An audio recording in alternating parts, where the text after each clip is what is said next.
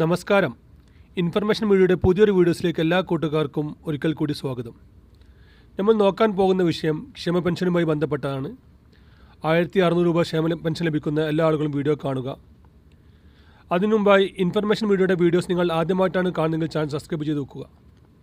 ഒരു തരത്തിലുള്ള രാഷ്ട്രീയ കാര്യങ്ങൾ നമ്മുടെ ചാനൽ വരുന്നതില്ല.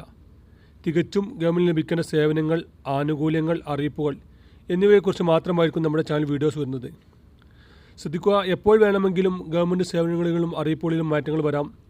അതുകൊണ്ട് തന്നെ പുതിയ അപ്ഡേഷൻ ലഭിക്കാൻ ചാനൽ സബ്സ്ക്രൈബ് ചെയ്ത് തൊട്ടടുത്തുള്ള ബെല്ലൈക്കൻ കൂടി ക്ലിക്ക് ചെയ്ത് വെക്കുക. ഏകദേശം ഇപ്പോൾ 8 മാസത്തെ പെൻഷനാണ് ഇപ്പോൾ സർക്കാർ നൽകാനുള്ളത്. ഇലക്ഷന് മുമ്പ് 1 മാസത്തെ പെൻഷൻ ലഭിക്കേണ്ടതുണ്ടായി. അതിനുശേഷം ആർക്കും ഇതുവരെ പെൻഷൻ ലഭിച്ചിട്ടുണ്ടായിട്ടില്ല. എന്നാൽ അതിനുശേഷം ഇലക്ഷൻ നടക്കുകയും ഇലക്ഷനിൽ ഇപ്പോഴത്തെ സർക്കാരിന് തോൽവി സംഭവിക്കാനുള്ളൊരു കാരണങ്ങളിൽ ഈ ഒരു പെൻഷൻ ലഭിക്കാത്തതുമായി ബന്ധപ്പെട്ടതുള്ളത് ജനങ്ങൾക്കെല്ലാം അറിയാം. അതുപോലെ തന്നെ സർക്കാരും ഇപ്പോൾ ഈ കാര്യം വളരെ ശ്രദ്ധയോടെ തന്നെ കാണുന്നുണ്ട്.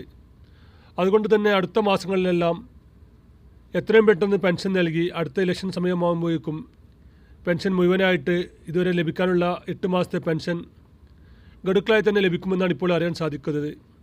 അതിനിപ്പോൾ കേന്ദ്രത്തിൽ നിന്നും ഫണ്ട് ലഭിച്ചു. കേന്ദ്രത്തിൽ പുതിയ സർക്കാർ വരികയും സർക്കാരിൻ്റെ പുതിയ പദ്ധതിയിൽ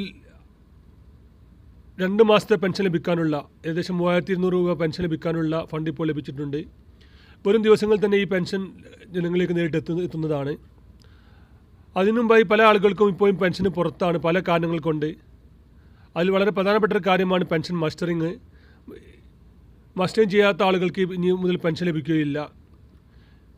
കഴിഞ്ഞ വർഷങ്ങളിലെല്ലാം മസ്റ്ററിങ് ചെയ്യാത്ത ആളുകൾ മാത്രമാണ് ഇപ്പോൾ മസ്റ്ററിങ് ചെയ്യേണ്ടത്. പുതിയ മസ്റ്ററിങ് തീയതി ഇതുവരെ പ്രഖ്യാപിച്ചിട്ടില്ല. വരുന്ന മാസങ്ങളിൽ തന്നെ അടുത്ത മാസങ്ങളിൽ തന്നെ മസ്റ്ററിങ് ഉണ്ടാകുമെന്നാണ് ഇപ്പോൾ അറിയാൻ സാധിച്ചത്.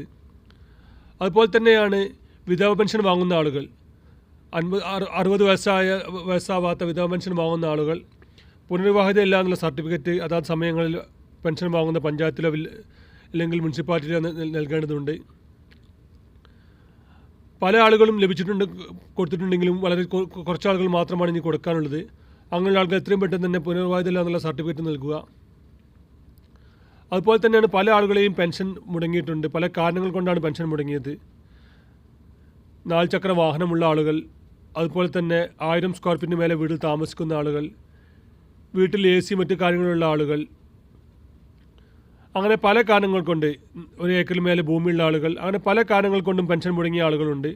അവർക്ക് എന്തെങ്കിലും രൂപത്തിലുള്ള ആക്ഷേപമുണ്ടെങ്കിൽ അവർക്ക് പരാതി പഞ്ചായത്തിൽ നൽകാൻ സാധിക്കും. ഓൺലൈനായിട്ടാണ് ഈ പരാതി നൽകേണ്ടത്. അതിനുശേഷം അവർ അന്വേഷണം നടത്തുകയും അവർക്ക് തുടർന്നുള്ള പെൻഷൻ ലഭിക്കുകയും ചെയ്യും. വാഹനമുള്ള പല ആളുകളുടെയും പെൻഷൻ തടഞ്ഞു വെച്ചിട്ടുണ്ടായിരുന്നു. അത് പരാതി കൊടുത്തു കഴിഞ്ഞാൽ ജീവിതോപയോഗമാർഗമായ വാഹനമാണെന്ന് തെളിയിച്ചു കഴിഞ്ഞാൽ അവർക്ക് വീണ്ടും പെൻഷൻ ലഭിക്കും. വീഡിയോ ഇഷ്ടപ്പെട്ടെന്ന് കരുതുന്നു. ഇനി ഒരു പുതിയ വീഡിയോസുമായി കാണാം. അതുവരേക്കും നന്ദി, നമസ്കാരം.